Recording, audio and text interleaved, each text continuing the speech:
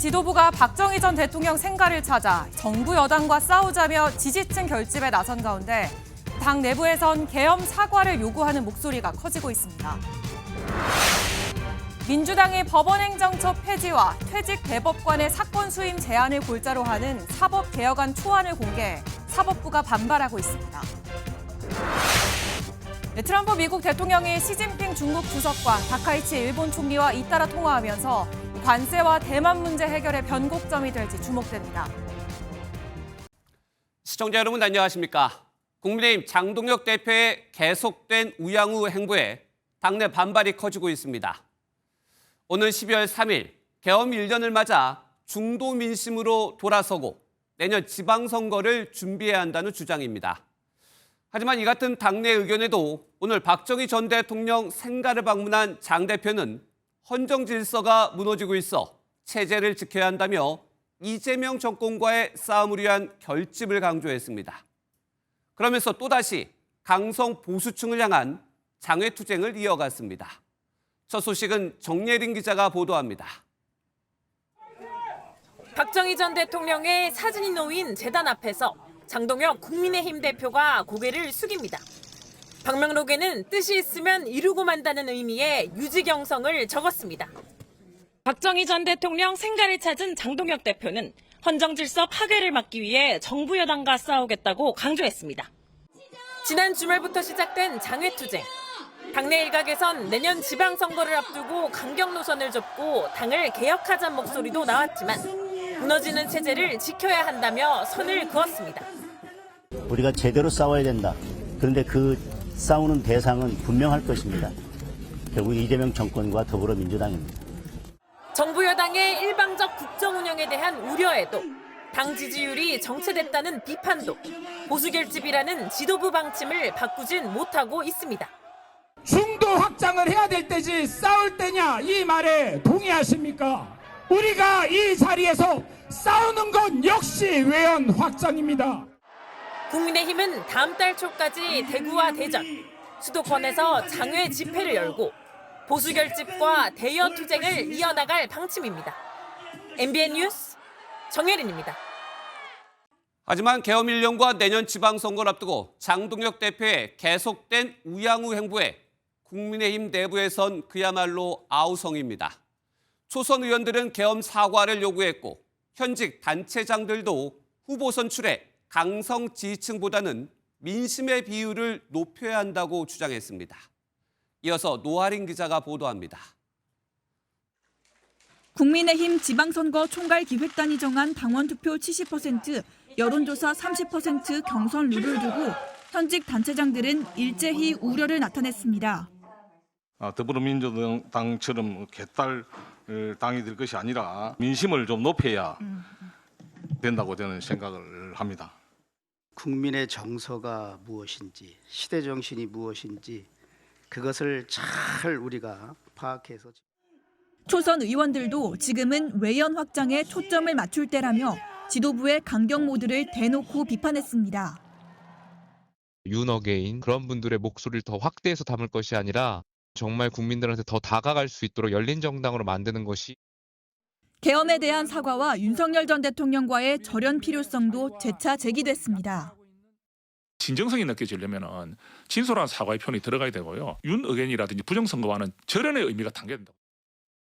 하지만 장동혁 대표를 비롯한 당 지도부가 당분간 강성 지지층 결집 행보를 이어갈 것으로 보이면서 당내 반발이 이어질 전망입니다. MBN 뉴스 노하린입니다. 내년 지방선거에서 가장 치열하고 핵심 경쟁 지역 가운데 하나, 서울시장이죠. 이런 가운데 오세훈 서울시장을 향한 김건희 특검 수사가 속도를 내고 있습니다. 오 시장 측근을 잇따라 불러 조사를 진행하고 있습니다. 취재기자 연결해 보겠습니다. 이혁재 기자, 현재도 조사가 진행 중입니까? 네, 그렇습니다. 강철원 전 서울시 정무부시장과 오 시장의 후원자로 알려진 사업가 김한정 씨가 오늘 오전 30분 간격을 두고 특검 사무실로 들어왔는데요. 조사가 아직 진행 중인데 밤 늦게까지 이어질 것으로 보입니다. 먼저 강철원 전 부시장은 지난 21년 서울시장 보궐선거 때 오 시장의 캠프에서 실무를 담당했는데요. 명태균 씨에게 여론조사를 의뢰하고 여론조사 결과를 받았다는 의혹을 받고 있습니다. 앞서 중앙지검에서 조사를 받을 때도 강 전 부시장은 혐의를 부인했는데 오늘도 자신의 혐의에 선을 그었습니다. 명태균 씨한테 여론조사 몇 차례 의뢰하셨나요? 한 적 없어요. 이 여론조사의 비용을 대납했다는 의혹을 받고 있는 사업가 김한정 씨 역시 자신의 혐의를 부인하며 특검 사무실로 향했습니다. 내가 부가세 주고 내 이름으로 송금해서 내가 한두 번 받아본 게 무슨 대납입니까? 그렇다면 특검에서 이처럼 측근들을 다시 부른 이유는 뭘까요? 예, 특검팀은 오 시장이 자신의 혐의를 부인하고 있는 만큼 측근들을 불러 조사하면서 진술 신빙성을 검증하려는 것으로 보입니다. 오 시장이 여론조사를 받았는지 비용을 대납을 시켰는지를 두고 오 시장과 명 씨가 서로 주장이 엇갈리고 있는 상황인데요. 지난 8일 특검 조사에서도 오 시장은 기존 입장을 고수했습니다. 명 씨가 여론조사 제공 비용을 3,300만 원으로 특정해 주장하고 있는 만큼 특검팀은 김 씨가 오 시장을 위해 돈을 낸 게 맞는지 검증할 것으로 보입니다. 지금까지 김건희 특검 사무실에서 MBN 뉴스 이혁재입니다. 앞서 오세훈 시장의 휴대전화에서는 명태균 씨가 관여한 여론조사 자료 6개가 발견됐습니다. 특검은 이 자료가 어떤 경위로 오 시장에게 전달됐는지 밝히는데 수사력을 집중할 것으로 보입니다. 이어서 현지호 기자입니다. 김건희 특검은 오세훈 서울시장의 휴대전화 6대를 포렌식해 여론조사 관련 자료를 발견한 것으로 알려졌습니다. 자료는 모두 6개로 명태균 씨가 실질적으로 운영한 미래한국연구소의 미공표 여론조사도 포함됐습니다. 쟁점은 실제 여론조사가 오 시장에게 유리하게 만들어졌는지 또 오 시장이 김한정 씨의 조사 비용 납부를 알고 있었는지입니다. 명태균이 우리 캠프에 제공했다고 하는 비공표 여론조사의 거의 대부분이 조작됐다는. 명 씨는 오 시장이 여론조사의 내용과 출처를 알고 있었다고 주장하고 특검도 명 씨가 제공한 여론조사를 오 시장이 인지한 것으로 의심하고 있습니다. 오세훈 시장한테 해서 내 연락처를 받아서 저한테 전화가 와요. 누군가는 지시해서 누군가는 연결시켜줬을 거 아니에요. 그게 오세훈이에요. 하지만 오 시장 측은 여론조사 자료를 누가 보낸 건지 특정되지 않았다며 해당 자료에 대한 오 시장의 반응도 전혀 없었다고 설명했습니다. 앞으로 이뤄질 수사는 발견된 여론조사 자료를 누가 줬는지와 오 시장이 자료를 확인했는지에 집중될 것으로 보입니다. 측근 2명에 대한 조사 내용을 토대로 특검은 오세훈 시장을 추가 소환 조사할지 검토한다는 방침입니다. MBN 뉴스 현지호입니다. 이처럼 내년 지방선거를 앞두고 사법 리스크에 쌓인 오세훈 서울시장. 정치부 민지숙 기자와 좀 더 짚어보겠습니다. 민 기자, 오 시장은 여론조사 대납 의혹으로 기소될 가능성도 지금 점쳐지고 있는데 내년 서울시장 선거에 빨간불이 켜진 건가요? 네, 꼭 그렇지만도 않습니다. 일단 오세훈 시장 쪽에서는요. 특검이 기소를 하면 오히려 역풍을 맞게 될 거라고 보고 있습니다. 어허. 모든 의혹을 처음 제기한 당사자인 명태균 씨의 발언만 있는 상황에서 기소를 하더라도 공소 유지하는 게 어렵다며 결국 정치특검이란 오명만 남을 거라고요. 그 결과 이 검찰의 무리한 수사라는 여론이 형성된다면 전화위복으로 오히려 선거 과정에 오 시장의 주가가 더 오를 가능성도 있습니다. 이런 가운데 민주당도 오세훈 시장 때리게 계속 나서고 있어요. 힘 빼기에도 집중하는 모습인데 오늘 민주당과 오 시장이 설전을 벌였다는데 이 내용은 또 뭔가요? 네, 서울시 인구가 1,000만 명쯤 되죠. 민주당이 서울 시민들의 이야기를 듣겠다며 1,000만의 꿈 경청단이라는 걸 만들었습니다. 출범식이 오늘 있었는데 이 자리에 정청래 대표 왔습니다. 발언 한번 듣고 오시죠. 한강을 오가는 한강버스, 서울 시민들은 한 많은 버스라고 생각할 것입니다. 한강도 지키고 그리고 종묘도 지키고.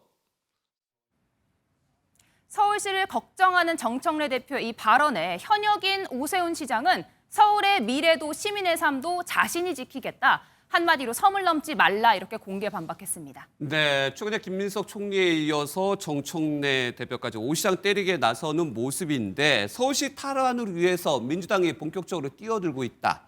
이렇게 봐도 돼야 될 될까요? 맞습니다. 이 여당에서 이 후보로 꼽히는 인물들 모두 이 오 시장 공세에 나섰는데요. 네. 이 서영교 의원은 이 자리에서 또 사고 낸 오세훈이라는 뜻의 또 세훈이라는 단어를 언급하면서 이 종묘 앞에 141m 건물을 또 세우냐며 오세훈 시장의 재개발 논란을 겨냥했습니다. 여기에 내일은요, 민주당 원내대표를 지냈던 사선 중진 박홍근 의원이 서울시장 후보로 당내 공식 첫 출사표를 던집니다. 말씀하신 대로 앞서 김민석 총리가 오 시장 공개 비판에 나서면서 생각보다 조금 일찍 이 서울시장 선거판이 깔리는 모양새입니다. 그런데 이런 상황이면 국민의힘에서 오세훈 서울시장을 좀 보호해야 될 것 같은데 마냥 그렇게 호의적이지는 않다. 무슨 얘기입니까? 네, 사실 이 오세훈 시장의 가장 큰 리스크가 자신의 소속인 국민의힘이란 말까지 나옵니다. 이 국민의힘에 대한 여론 지지율이 1년째 제자리 걸음이기 때문인데요. 여기에 지금 국민의힘은 경선에서 이 당심 반영 비율을 50%에서 70%로 늘리는 방안이 추진 중이죠.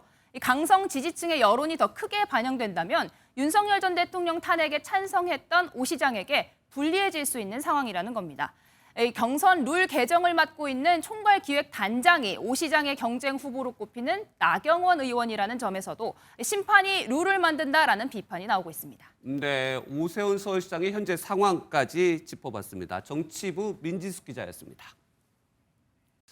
앞서 전해드린 국민의힘뿐만 아니라 민주당도 강성 지지층 결집을 위해 사법개혁 행정안을 발표했습니다. 대법원 산하 법원 행정처를 폐지하고 퇴직 대법관의 수임을 제한하는 내용도 포함됐습니다. 조희대 대법원장을 겨냥한 대법원 힘빼기라는 말도 나옵니다. 먼저 신영빈 기자가 보도합니다.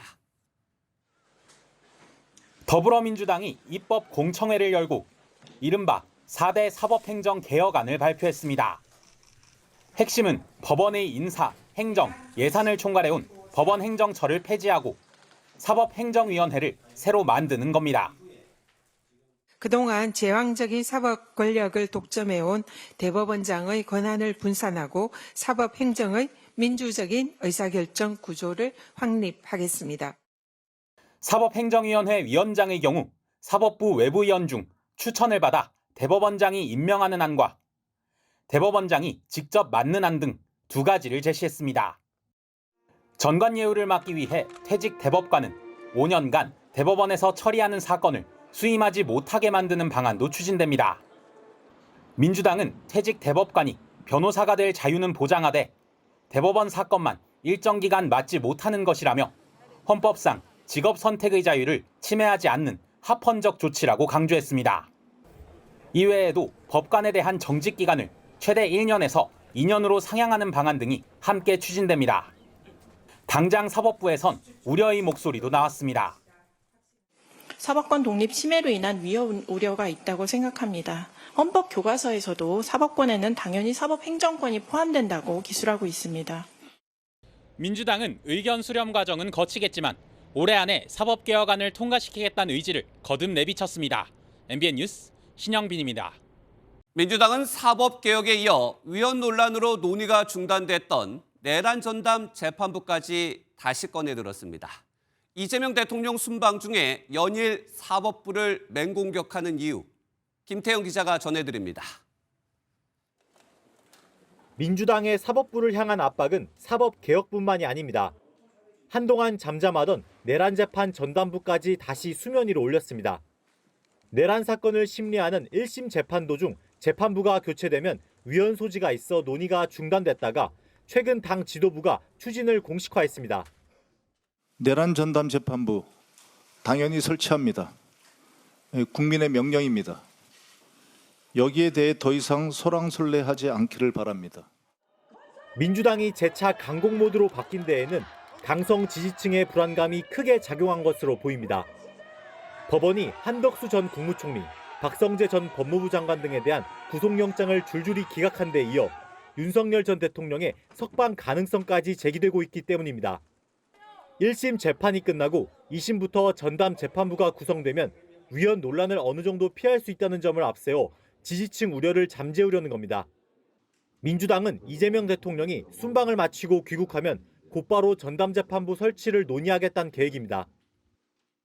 하지만 당 안팎에서 강성 지지층만 바라보며 민생보다 내란 청산에만 집중하다 중도층을 외면할 수 있다는 우려가 나오고 있습니다. MBN 뉴스 김태형입니다. 민주당은 사법부뿐만 아니라 공무원 전체에 해당하는 규정도 손보기 시작했습니다. 국가공무원법이 처음 제정될 때부터 있었던 복종의 의무를 지워버린 겁니다. 또 군인들이 부당한 명령은 거부할 수 있는 법 개정도 추진 중입니다. 이 내용은 윤지원 기자입니다. 1949년 국가공무원법 제정 당시 도입된 복종의 의무. 조직 운영의 효율성 등의 이유로 지금까지 유지되었지만 76년 만에 사라지게 됐습니다. 정부가 복종의 의무를 삭제하고 지휘 감독에 따를 의무로 변경하는 내용의 국가공무원법 개정안을 입법 예고한다고 밝혔습니다. 상관의 지휘 감독에 대해 의견을 제시할 수 있고 위법한 지휘 감독에 대해서는 이행을 거부할 수 있다는 걸 명확히 했습니다. 위법한 명령을 거부할 수 있는 법적 근거가 명시된 겁니다. 낡은 복종 의무론을 이번에 민주주의적 헌정 질서에 맞게 새롭게 재구성할 필요가 있다. 복종 중심에서 법치 중심의 또 헌법과 존중 문화로 바뀔 거다. 또 성실 의무를 법령 준수 및 성실 의무로 변경하고 공무원이 국민 전체의 봉사자로서 법령을 준수하며 성실히 직무를 수행해야 한다고 규정했습니다. 아울러 법력권에서는 12.3 비상계엄 사태 이후 위법 부당한 명령에 대해 군인들의 거부권을 보장하는 군인복무기본법 개정에 나섰습니다. 국방부는 해당 개정안에 찬성 입장을 밝혔습니다. 다만 일각에서는 위법성 판단 기준이 모호하다는 지적도 나옵니다. 인사혁신처는 향후 시행령과 복무규정 개정 등을 통해 추가적인 가이드라인을 제시할 것이라고 밝혔습니다. MBN 뉴스 윤지원입니다.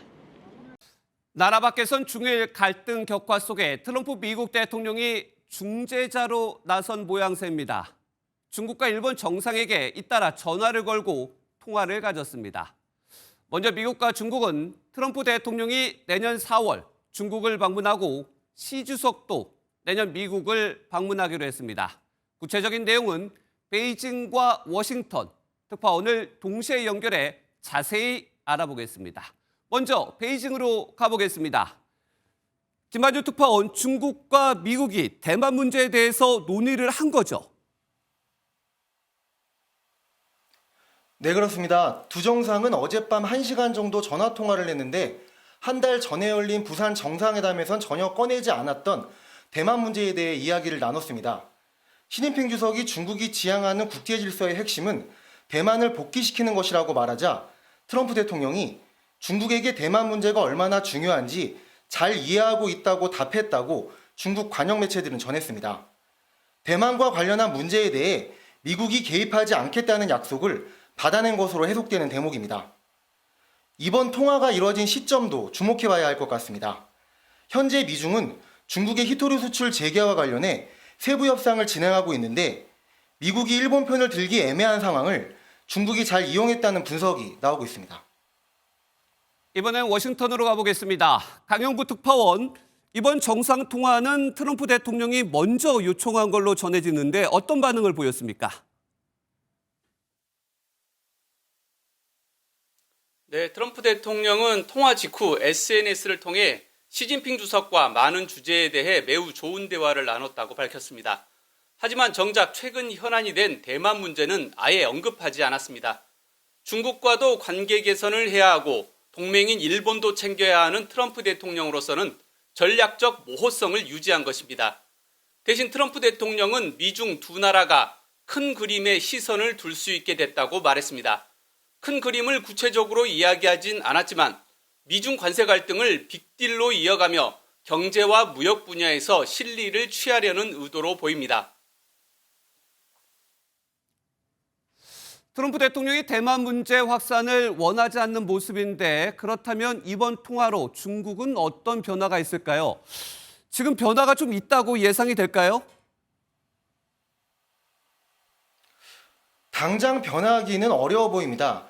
실제로 오늘도 중국은 서해 실탄훈련에 이어 추가적인 조치를 이어갔습니다. 중국 곳곳에서 민병대를 동원해 긴급 물자를 운송하고 후방 통로를 만드는 사실상 전쟁에 준하는 훈련을 실시했고 자국 항공사에 일본행 항공편 감축 조치를 내년 3월까지 계속하라고 지시했습니다. 또 중국은 미국의 무개입 자체가 일본의 고립으로 이어질 수 있다는 판단 속에 동북아에서 일본을 고립시키려는 외교전도 계속해서 추진할 것으로 보입니다. 다만 중국도 일본과의 관계를 완전히 끊고 싶어하는 것은 아닌 만큼 어느 정도 시점에서는 출구 전략을 검토할 수 있다는 전망도 나오고 있습니다. 당사국인 대만의 반응도 살펴볼 필요가 있는데요. 대만은 두 정상의 통화 내용이 알려진 뒤 대만은 독립국가며 중국으로의 복귀는 선택 항목이 아니라고 강하게 반발했습니다. 이어서 트럼프 대통령이 일본 다카이치 총리와도 통화를 했는데 대만 문제 얘기가 오갔을 것 같은데 트럼프 대통령 어떤 말을 남겼습니까? 네, 트럼프 대통령과 다카이치 총리의 통화는 트럼프 대통령의 요청으로 이루어졌지만 통화 내용은 별도로 공개하지 않았습니다. 또 다카이치 총리도 대만 문제에 대해서 외교상 대화라 구체적인 언급을 삼가겠다며 말을 아꼈습니다. 문제는 통화의 맥락을 둘러싼 불안 요소입니다. 셔틀 외교를 복원한 트럼프, 시진핑 두 정상이 내년 정상회담에서 경제와 안보 문제를 한 테이블에 올려놓고 주고받는 빅딜을 시도할 경우 트럼프 대통령의 성향상 대만 문제를 놓고 시 주석과 거래를 시도할 수 있다는 관측입니다.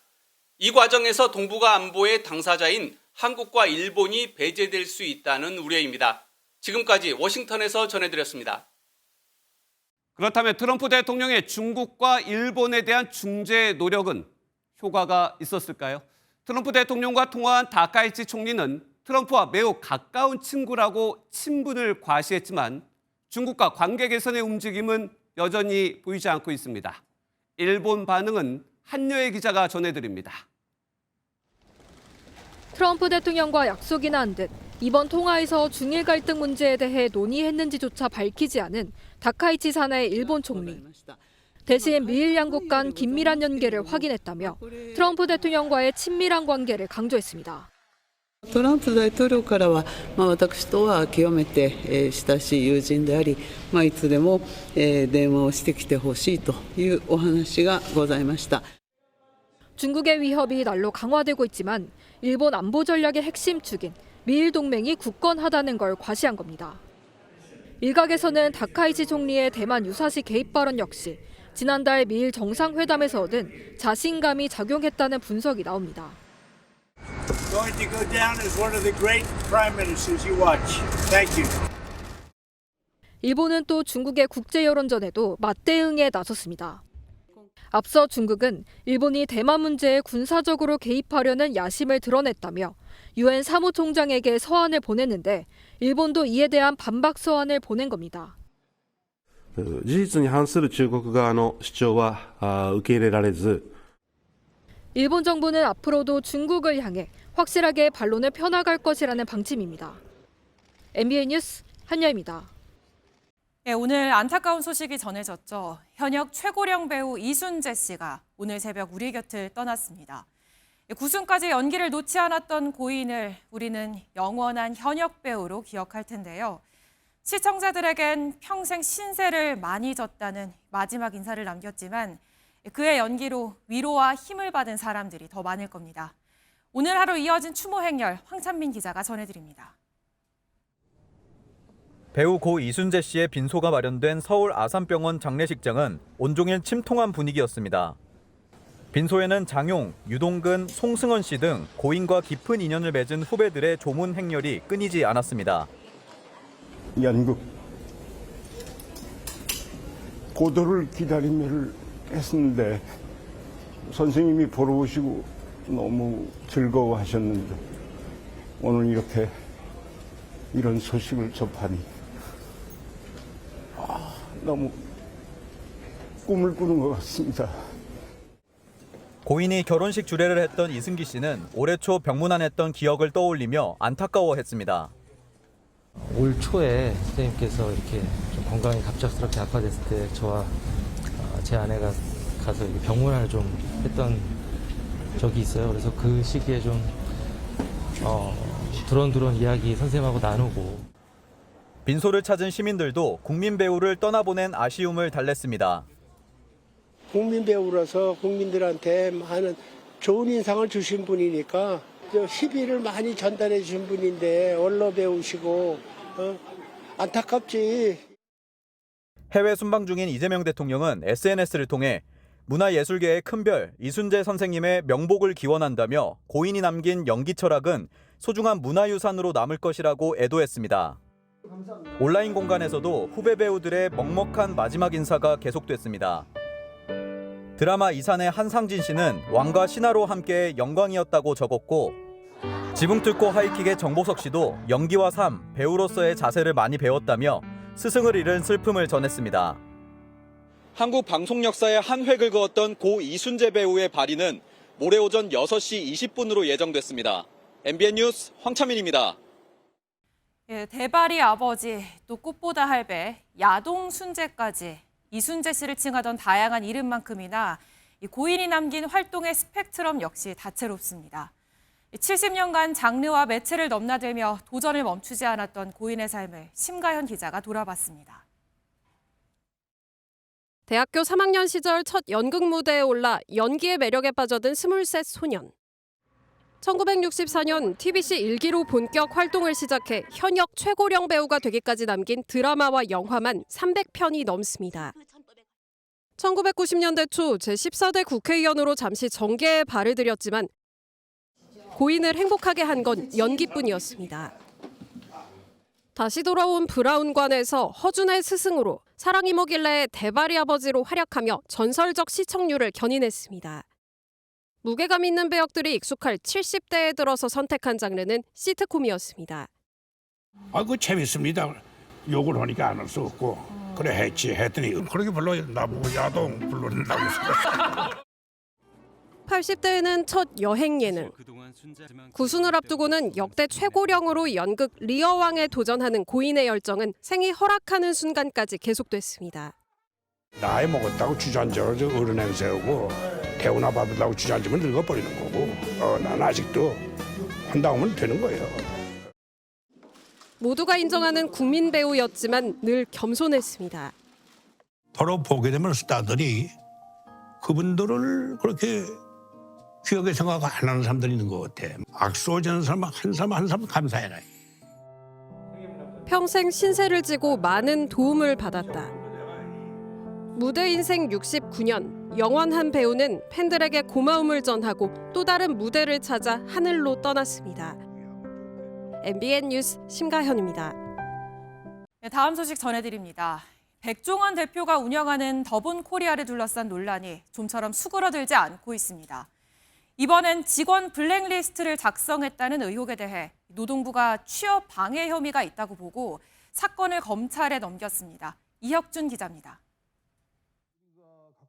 백종원 대표가 운영하는 더본 코리아 소속 국내 브랜드는 새마을 식당, 백다방, 홍콩 반점, 한신포차를 포함해 20개에 달합니다. 올해 초 백 대표가 만든 백햄 선물 세트 가격 할인율 과장과 함량 논란을 기점으로 지역 축제, 농약통 사용 등 온갖 의혹이 터져나왔습니다. 이 가운데 더본 코리아 직원이 새마을 식당 점주를 모아 만든 네이버 카페의 직원 블랙리스트 게시판은 법적 문제로 비화했습니다. 노동부는 지난 3월부터 더본 코리아의 블랙리스트 게시판 운영 의혹에 대해 조사하고 근로 감독에 착수했습니다. 조사 결과 노동부는 취업 방해 혐의가 있다고 보고 지난달 검찰에 기소해야 한다는 의견과 함께 사건을 넘겼습니다. 한 번의 행위라도 어쨌든 이제 우리 수사 입장에서는 범죄 사실에 해당한다라고 봐서. 근로감독에서도 더본 코리아의 내부 문제점이 곳곳에서 드러났습니다. 연차 휴가를 사용하지 않은 데 대한 수당을 지급하지 않거나 배우자 출산 휴가 10일도 다 쓰지 못하게 막았습니다. 더본 코리아 측은 블랙리스트 게시판은 담당자가 미숙해서 생긴 일이라고 해명했습니다. 근로기준법에 위촉된다는 걸 담당자가 그 당시에는 몰랐고. 근로기준법 40조에선 근로자의 취업을 방해할 목적으로 명부를 작성하거나 통신을 해선 안 된다고 금지하고 있습니다. 위반 시 5년 이하의 징역 또는 5천만 원 이하의 벌금에 처할 수 있습니다. MBN 뉴스 이혁준입니다.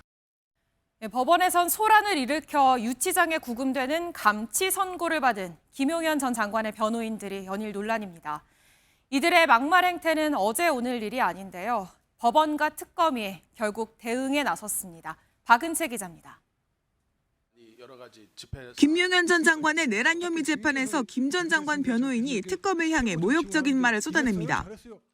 아따 진짜 검사들이 정말 제대로 교육을 안 받아가지고 어디서 그런 머리장머리 하죠.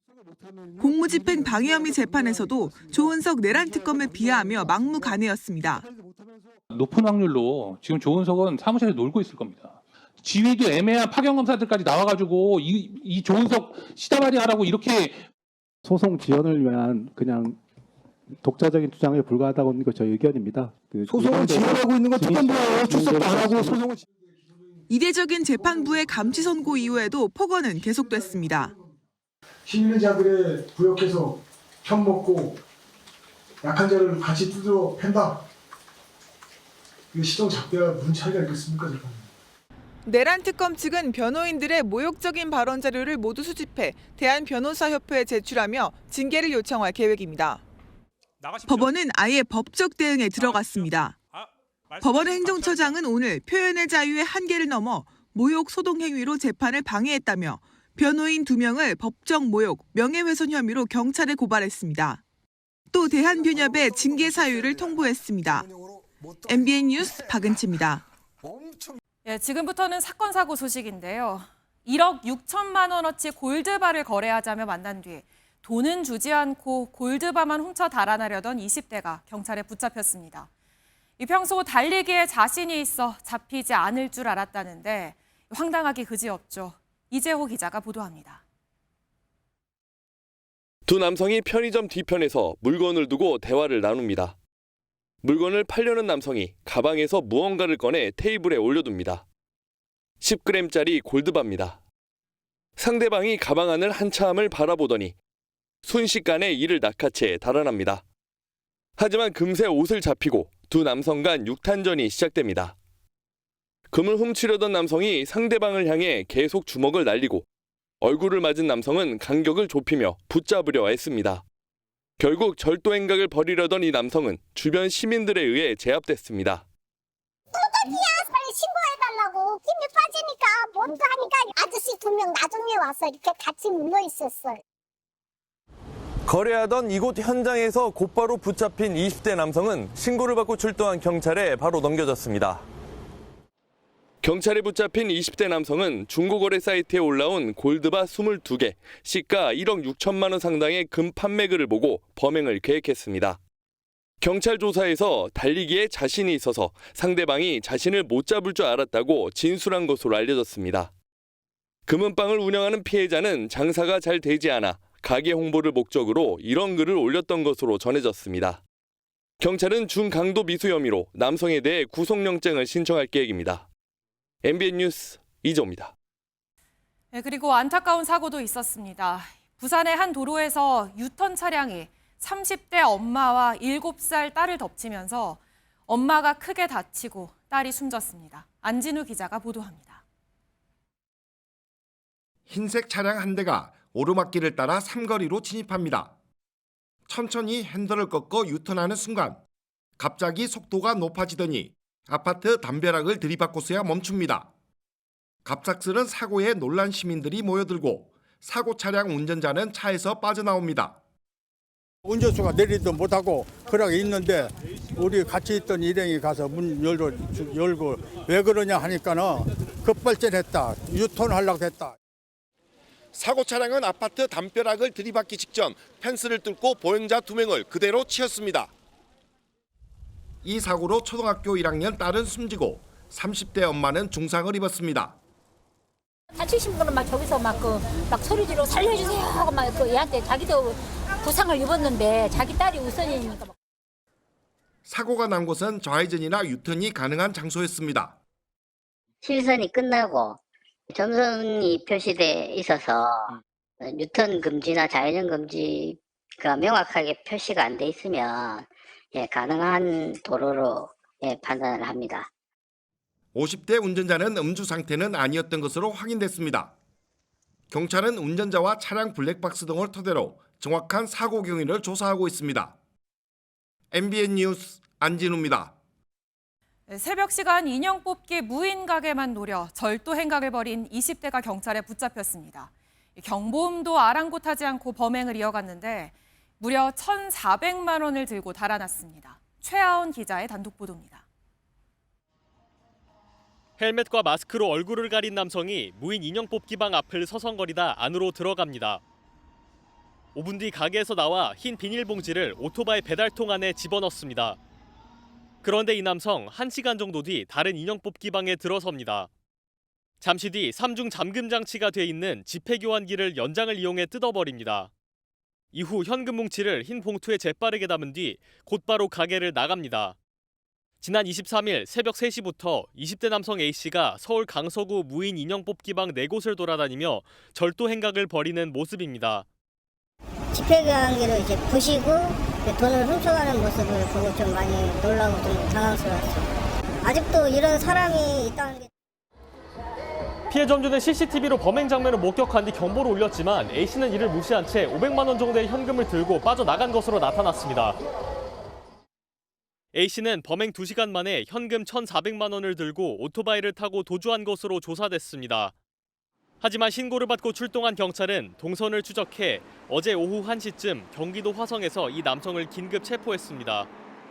A씨는 경찰 조사에서 자신의 범행을 부인하는 취지로 진술한 것으로 전해졌습니다. 서울 강서경찰서는 절도와 재물손괴 혐의로 A씨에 대한 구속영장을 신청할 예정입니다. MBN 뉴스 최하원입니다. 이번에도 단독 보도입니다. 한국예술종합학교에서 학교폭력 4호 처분을 받은 수험생을 합격시킨 사실이 드러나 논란이 일고 있습니다. 교육부가 올해부터 학폭 이력을 입시에 반영하도록 조치했는데 문체부 소속인 한예종은 생활기록부를 보고도 입시에 적용하지 않은 것으로 나타났습니다. 정혜진 기자의 단독 보도입니다. 서울 서초구에 위치한 국립대학 한국예술종합학교입니다. 올해 치러진 입시 전형에 합격한 A군이 과거 학교폭력 4호 처분을 받은 사실이 뒤늦게 드러났습니다. 학폭 4호 처분은 사회봉사에 해당하는 공식 징계로 생활기록부에도 적시되며 국립대 입시 기준으로 무려 50점이나 감점돼 당락에 큰 영향을 미칠 수 있습니다. 그런데 MBN 취재 결과 A군은 고등학교 재학 당시 여학생에게 폭언과 폭행을 한 혐의로 검찰에 송치됐다가 합의를 한 것으로 나타났습니다. 그 일 이후 단 한 번의 사과도 받지 못했고 가해자와 마주칠까 두려워 10년 넘게 해오던 전공을 그만둘 정도로 많이 힘들어 했습니다. 교육부는 올해부터 모든 대학이 학교폭력 조치 사항을 의무적으로 평가에 반영하도록 했습니다. 하지만 한예종은 문화체육관광부 소속 국립대학이라는 이유로 교육부의 학폭 평가 지침을 따르지 않았습니다. 한예종은 서류 전형에서 가해 학생의 생활기록부를 검토했지만 학폭에 따른 감점 기준이 없어 반영은 하지 않은 것으로 나타났습니다. 문체부는 이 사안에 대해 엄중하게 보고 있다면서도 대학 측과 논의는 하지 않았다고 밝혔습니다. 대학의 자율성이 되게 중요한 부분이기 때문에 한예종에서는 대입에 관한 사항이기 때문에 저희랑 협의하거나 그러지 않습니다. 한예종 측은 MBN 취재진에 내부적으로 논의는 있었지만 내년부터 학교폭력 여부를 입시에 반영하겠다고 해명했습니다. 수능으로 들어온 학교가 아니다 보니까 전형 자체가 좀 빠릅니다. 내년부터 반영을 하려고 계획은 하고 있었던 건데요. 다만 최종 입학 허가 단계는 아니라며 위원회를 거쳐 A군에 대한 조치를 검토 중이라고 밝혔습니다. MBN 뉴스 정혜진입니다. 오늘 한국형 발사체 누리호가 똑바로 섰습니다. 네 번째 발사를 위해 허리를 세우고 하늘을 바라보며 날아갈 준비를 마친 겁니다. 누리호는 내일 최종 준비를 마치고 최종 발사 여부를 결정해 모레 새벽에 첫 야간 발사가 이루어질 전망입니다. 김종민 기자가 보도합니다. 오전 9시 47.2m에 달하는 육중한 몸을 이끌고 누리호가 조립동을 나섭니다. 누리호가 있는 전남 고흥에 약한 비가 내리면서 예정보다 1시간가량 늦어졌습니다. 사람 걸음보다 느린 속도로 이동해 1.8km 떨어져 있는 발사대에 1시간 40분 만에 도착했습니다. 이후 오후 1시 36분 하늘을 향해 우뚝 솟은 누리호는 발사대 고정 작업까지 완료했습니다. 누리호는 이번이 4번째 발사입니다. 앞선 3번의 발사와 달리 이번엔 이렇게 어두운 야간에 진행됩니다. 누리호에 실리는 차세대 중형 위성 3호가 오로라와 대기광 관측 임무를 수행하기 위해선 빛이 없는 야간이 가장 적합하기 때문입니다. 누리호는 2년 전 3차 때보다 더 많은 13개의 위성을 싣고 우주로 향합니다. 460kg 더 무거워졌는데 50km 더 높은 고도 600km에 도달해야 합니다. 또 민간 기업인 한화 에어로스페이스가 누리호 제작부터 조립까지 총괄했고 발사 운용에도 직접 참여합니다. 우주 발사 서비스가 정부 주도에서 민간 주도 체계로 전환되기 위한 중요하고 의미 있는 첫걸음이 될 것입니다. 누리호는 모레 오전 1시쯤 발사될 예정인데 내일 저녁 발사관리위원회를 개최해 최종 발사 시각을 발표합니다. MBN 뉴스 김종훈입니다. 오늘 초미세먼지로 밖에 나가는 것도 두려웠는데 중부지방은 올가을 들어 처음으로 초미세먼지 주의보까지 내려졌습니다. 지난해보다 초미세먼지가 더 심할 것이라는 예측까지 나와서 마스크 등 철저한 대비가 필요해 보입니다. 한범수 기자입니다. 서울 하늘이 잿빛으로 물들었습니다. 건물과 도로의 윤곽이 희미해졌고 도심을 병풍처럼 에워싼 산들은 아예 시야에서 사라졌습니다. 단순히 흐린 날과는 확연히 다릅니다. 호흡도 그렇고 시야도 그렇고 전체적으로 이렇게 다니기가 쉽지는 않은 것 같습니다. 목에 뭔가 걸리는 듯한 그런 느낌 같은 게 살짝 드는 거죠. 초미세먼지 농도가 전국 대부분 지역에서 매우 나쁨 수준까지 치솟았고 특히 중부지방에는 올가을 첫 초미세먼지 주의보가 내려졌습니다. 현재 우리나라 서쪽에는 고기압, 동쪽엔 저기압이 형성돼 있는데 불균형한 기압 때문에 오염된 대기가 한반도로 밀려왔다는 분석입니다. 중국 동북 지역에서 발생한 산불의 영향으로 추가적으로 영향을 받아 고농도가 나타난 것으로 분석됩니다. 곳곳에 비가 내렸지만 미세먼지를 걷어낼 정도로 많은 양은 아니었습니다. 올 겨울 초미세먼지 평균 농도가 지난해보다 높거나 비슷할 확률이 80%에 달할 것으로 예측됩니다. 이에 따라 정부는 내년 3월까지 공공석탄 발전소 53기 중 17기를 가동 정지하고 전기차 전환을 지원하는 등 대책에 나설 예정입니다. 초미세먼지는 세계보건기구 WHO가 1급 발암물질로 규정한 유해물질로 호흡기는 물론 심혈관에도 악영향을 끼쳐 노약자를 중심으로 각별한 주의가 필요합니다. MBN 뉴스 한범수입니다. 연말을 맞아 가족여행 계획하신 분들 중에 큰돈 들이지 않고 다녀올 수 있었던 동남아 여행 생각하시는 분들 많으시죠? 그런데 환율 변동으로 베트남이나 태국 여행비 부담도 커졌습니다. 장동건 기자가 그 상황 그리고 이유를 취재했습니다.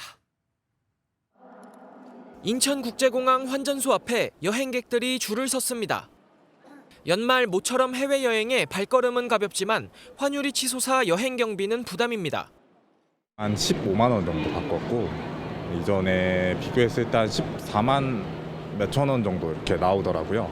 나중에 좀 계속 오른다라는 생각이 드니까 조금 미리미리 이렇게 바꿔야 되겠다라는. 비교적 여행비가 적게 드는 동남아도 마찬가지입니다. 원화 가치가 큰 폭으로 떨어지면서 상대적으로 환전에 드는 비용이 늘어났기 때문입니다. 특히 달러의 약세를 보이는 대만이나 베트남 등 다른 동남아 국가 화폐와 비교했을 때도 원화 가치 하락폭이 가장 두드러지는 모습입니다. 이에 따라 지난 8월 말 태국 돈 1바트에 43원대였던 원바트 환율은 석 달 만에 45원대까지 높아졌습니다. 개미들이 해외 주식에 투자하고 기업의 해외 투자가 많아지며 다른 동남아 국가보다 달러 수요가 크게 늘어난 영향입니다.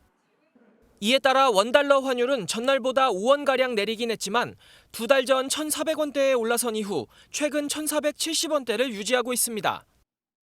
투기적인 수요 쪽에서 원화 약세에 베팅하는 움직임이 좀 강하게 들어오고 그게 이제 상대적으로 원화가 다른 아시아 통화들 대비해서 환율 불안이 커지는 가운데 구윤철 부총리 겸 기획재정부 장관은 내일 외환시장 안정을 위한 추가 메시지를 공개합니다. MBN 뉴스 장동건입니다. 전동 킥보드 타려면 면허도 있고 헬멧도 써야 하지만 지키지 않는 경우가 많죠. 사고까지 끊이질 않자 경찰이 대대적인 단속에 나섰습니다. 심동욱 기자가 이륜차 단속 현장에 따라가 봤습니다. 차량과 이륜차가 뒤섞여 오고 가는 도심 한복판. 경찰이 이륜차와 전동 킥보드를 대상으로 불시 단속을 벌입니다. 단속이 시작된 지 30분 만에 헬멧을 쓰지 않고 전동 킥보드를 타던 학생이 적발됐습니다. 운전면허 역시 갖고 있지 않았습니다. 나중에 경찰서에서 연락이 올 거예요. 부모님하고 상의해서 날짜 맞춰가지고 조사함 받으러 오세요. 인도에서 전기자전거를 몰던 50대 남성도 단속을 피하지 못했습니다. 경찰 확인 결과 이 남성도 면허가 없는 상태로 운전대를 잡았습니다. 조금 억울한 면이 있네요. 저희가 배달용으로 샀을 때 인도도 겸용이 가능하다고 다닐 때 그렇게 했기 때문에 배달에 도움이 될까 하고. 배달 시간을 맞추려 끼어들던 오토바이도 적발됐습니다. 배달 시간 지체될까 봐 만약 늦으면 또 고객이 취소하면 혹시 잘못되면 제가 물어야 되니까. 지난 2022년부터 지난달까지 약 4년 동안 이륜차 교통사고는 11,000여 건으로 조사됐는데 사망자만 127명으로 나타났습니다. 2시간 동안 이뤄진 단속에서는 모두 270건이 적발됐는데 이 가운데 이륜차의 신호위반은 32건으로 가장 많은 비율을 차지했습니다. 서울경찰청은 안전한 운행 문화가 정착될 수 있도록 앞으로도 이륜차 단속 기조를 강화하겠다고 밝혔습니다. MBN 뉴스 심동욱입니다.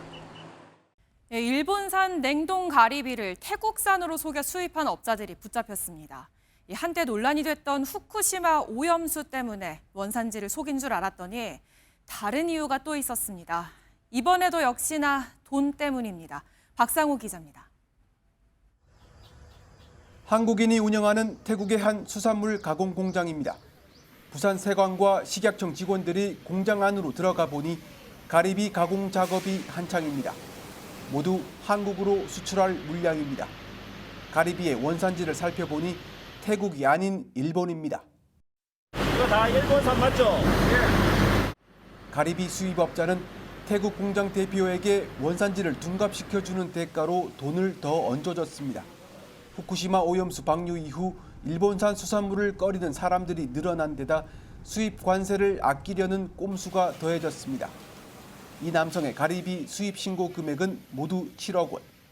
만약 일본에서 바로 수입했다면 20%의 관세를 물어야 하지만 태국을 거쳐 태국산 수산물로 둔갑해 들어오면 세금을 안 내도 된다는 점을 노린 겁니다. 태국과는 한 아세안 FTA가 맺어졌기 때문인데 수입 단가로만 1억 4천만 원 차이가 납니다. 그 관세 안 내도 되니까 원가가 절감되고 일본산으로 하는 것보다 또 잘 팔 수 있으니까 그 두 가지가 다 충족되는 거예요. 관세청과 식약처는 수입업자와 태국 공장 대표 2명을 검찰에 넘기고 동남아에서 들어오는 수산물에 대해선 유전자 검사를 강화하기로 했습니다. MBN 뉴스 박상호입니다. 전 세계가 이상기후로 몸살을 앓고 있죠. 이번엔 초여름인 브라질에서 야구공만한 대형 우박이 수십 분간 쏟아졌습니다. 150명 넘게 다쳤는데요. 이한나 기자가 보도합니다.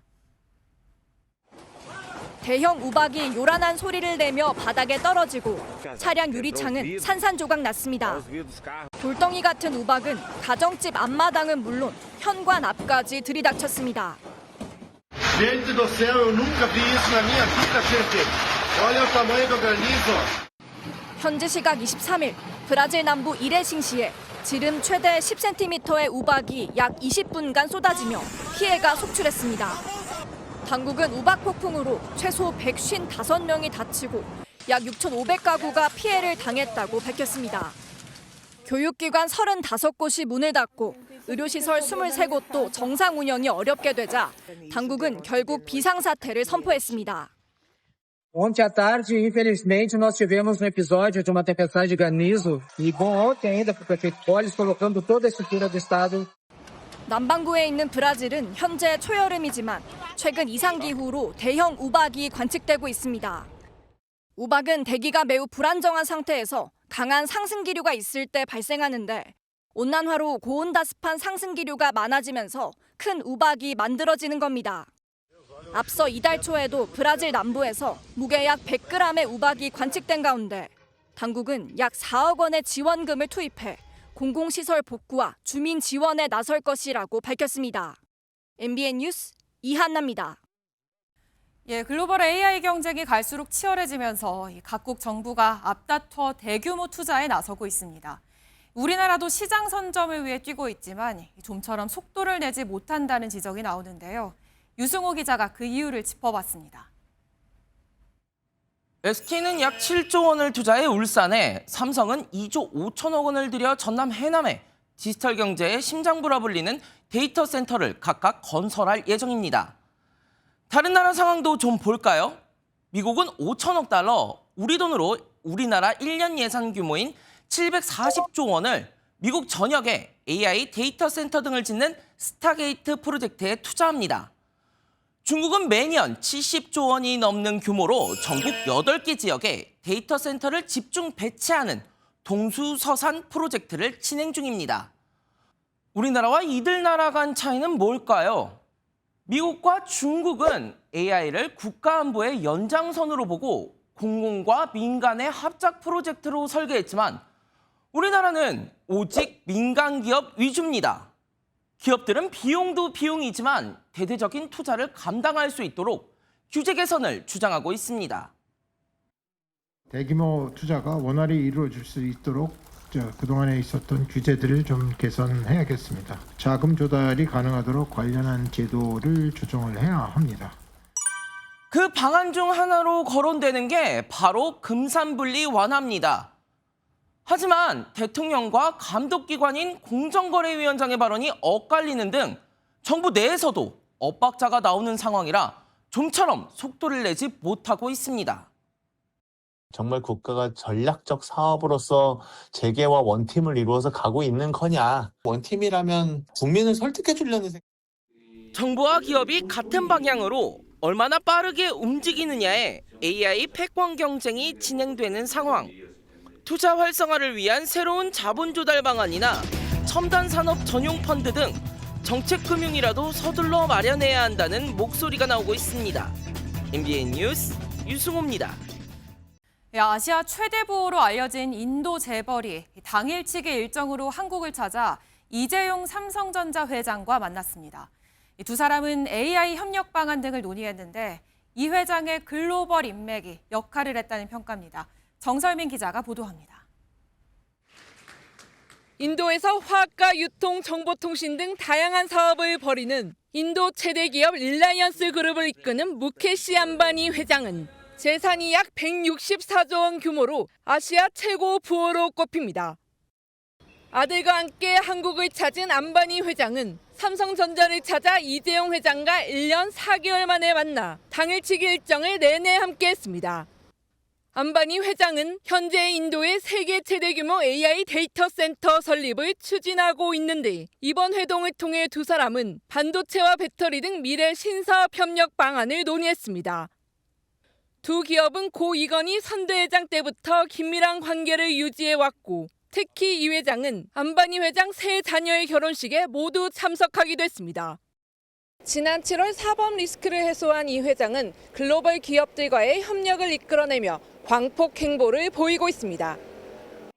지난달 방한한 젠슨왕 엔비디아 CEO와 치맥 회동을 갖고 GPU 5만 장 공급을 약속받았고 이달에는 올라 칼레니우스 벤츠 회장과 만나 전기차와 자율주행차 협력을 논의했습니다. 최고 경영자끼리의 두터운 신뢰를 바탕으로 위험한 어떤 비즈니스의 미래를 개척하는 그런 어떤 위험 사업에도 공동으로 진출할 수 있는 이 회장의 글로벌 인맥이 뉴 삼성의 또 다른 경쟁력이 되고 있다는 평가가 나옵니다. MBN 뉴스 정설민입니다. 스포츠 뉴스입니다. LG를 2년 만에 통합 우승으로 이끌었던 주장 박혜민은 자유계약 선수가 됐는데도 여러 구단에 러브콜을 뿌리치고 LG와 재계약했는데요. 그럴 만한 이유가 있었습니다. 권용범 기자가 직접 만나 들어봤습니다. 환상적인 슈퍼캐치로 상대 팬들의 대전 빵집 출입 금지 원성을 사며 LG의 한국 시리즈 우승을 이끈 주장 박혜민. FA 시장에서 여러 구단의 러브콜을 받았지만 그의 선택은 다시 한번 LG와의 동행이었습니다. 야구계에 오래 있고 싶은 마음이 있기 때문에 조금 길게 보려고 했던 것도 있고요. 제 멋진 동료들과 또 함께 하고 싶은 마음이 또 컸던 게 결심을 하게 된 것 같습니다.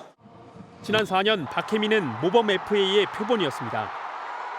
LG와 첫 FA 계약 후 4년간 전 경기에 나서며 현역 최다인 589경기 연속 출장 기록을 이어가고 있습니다. 앞으로 4년을 더 계약한 만큼 기록도 연장한다는 각오입니다. 건강한 몸을 이렇게 물려받은 게 좀 또 좋은 지도자분들을 많이 만났기 때문에 많은 경기를 나갈 수 있지 않나라고 생각을 하고 있습니다. 삼성에서 2번, LG에서 2번 우승하며 우승 청부사가 되어온 박혜민은 이제 LG 왕조를 꿈꿉니다. 만족하지 말라고 얘기를 하고 싶어요. 만족하지 않고 또 앞으로 나아간다면 분명히 2연속 우승할 수 있을 거라고 믿습니다. 야구 대표팀에서도 주장을 맡아 WBC 결선 진출에 도전하는 박혜민. 그라운드에 몸을 던질 준비를 이미 마쳤습니다. 정말 최선을 다했던 선수구나. 이 경기 하나에 약간 어떻게 보면 목숨을 거는 선수였구나. 이렇게 좀 기억됐으면 좋겠습니다. MBN 뉴스 권용범입니다. 한국 시리즈 MVP 김현수 선수가 LG를 떠나 KT 위즈에 합류했습니다. 3년 동안 50억 원을 받는 FA 계약으로 마법사 군단의 일원이 된 김현수. KT의 우승을 위해 마지막 불꽃을 사르겠다네요. 스포츠 뉴스였습니다.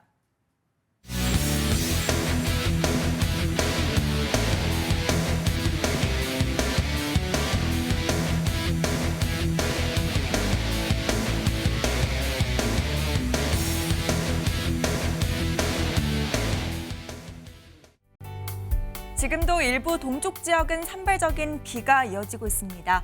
오늘 밤까지 강원과 경북 지역은 5mm 안팎의 비가 더 내리겠고요. 강원 산지에는 대설주의보가 내려진 가운데 최고 8cm의 눈이 더 내려 쌓이겠습니다. 비구름 후면으로는 찬 공기가 내려와 내일 아침에는 기온이 뚝 떨어지겠습니다. 서울이 3도로 오늘보다 5도가량 낮겠고요. 파주와 진천은 영하 1도까지 내려가겠습니다. 한편 여전히 공기가 탁한 곳이 많습니다. 내일도 대기가 정체되면서 수도권과 강원 영서, 충북과 영남 지역은 일평균 초미세먼지 농도 나쁨 수준 보이겠습니다. 내일 하늘 자체는 대체로 맑겠습니다.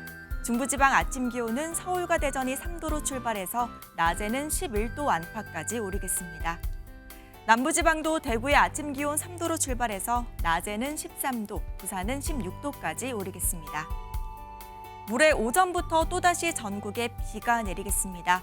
그친 뒤에는 날이 더 추워지겠습니다. 날씨였습니다.